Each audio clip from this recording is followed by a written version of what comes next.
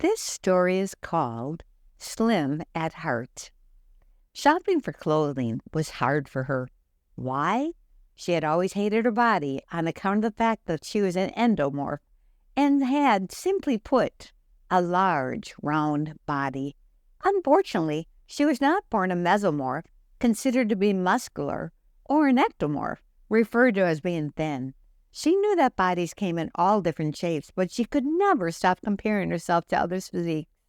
It would have been far better, she imagined, if she had been born with an hourglass shape where both the top and bottom half of her were equally proportioned, with a smaller waist than her chest and hips. Why she had to carry so much weight in her stomach area like an oval or apple was beyond her. But then she began to speculate whether others were equally dissatisfied with their God-given attributes. Did the pear or the triangle ever wish their narrow shoulders were broader than their hips? Did they obsess about their looks the way she did and bemoan the fact that their figure flaw caused them to accumulate more weight in their lower hips, buttocks, and thighs? Did those with an introverted triangle shape with lower halves smaller than their top halves ever wish they didn't distribute so much weight in their upper body? Did they ponder their figure, scrutinizing their image, just like her, constantly lamenting over their shortcomings with each glance at their reflection?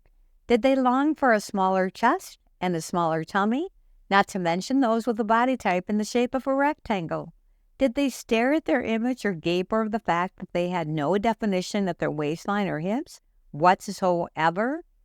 All in all, it seemed as if we were all in the same boat together. Was anyone happy with the way that they looked? She began to speculate that perhaps she had more in common with her female contemporaries than she knew. What would it take for her to realize there is no such thing as a perfect body? And since that was the case, she was curious why we all couldn't stop paying attention to society's ideal and ignore others' rude gossip about our female body structures. And so she asked herself, need she continue to listen any longer to rude gossip about her weight? No! These were strange new thoughts. Perhaps shopping for clothing could be fun after all. She had a big epiphany and a brand new song in her heart, and just like that, she began to make up a parody to the tune of Singing in the Rain, which she entitled Singing Through the Shame. I'm singing through the shame, just singing through the shame. I'm silencing my critics. Who cares what I've gained? I'm laughing at pounds. I'm not what I weigh. There's more to myself than the scale says today. Instead of feeling scorn, rejected and forlorn, I celebrate my body and how I've been born. I am not skinny, but God would agree. I'm fearfully and wonderfully made to be me. So bully if you must. Your bigotry's unjust. Can't taunt me with the word fat. I'm way beyond that. I gaze in the mirror. I'm finally secure, just singing and glancing through the shame.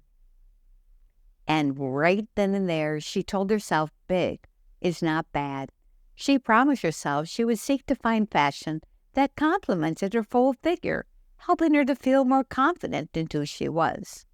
She would choose attire that showcased her unique body form. What pieces best outlined her silhouette? What colors would express her own personal style?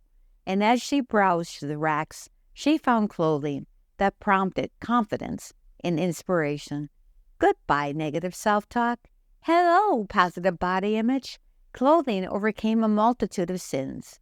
She did not need a perfect shape after all, but rather all she needed to do was just learn how to dress smart.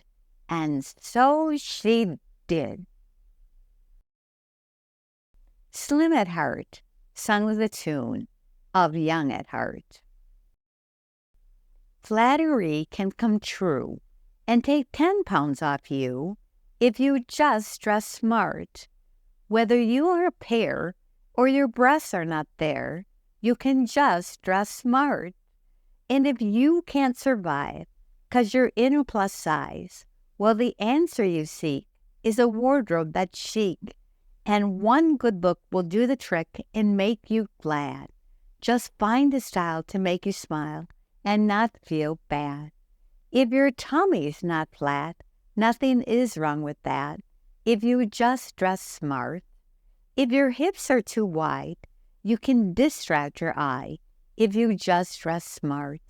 And if you need to chat because you think you look fat, and if you've gone insane by unsightly weight gain, then here's your de-stressor.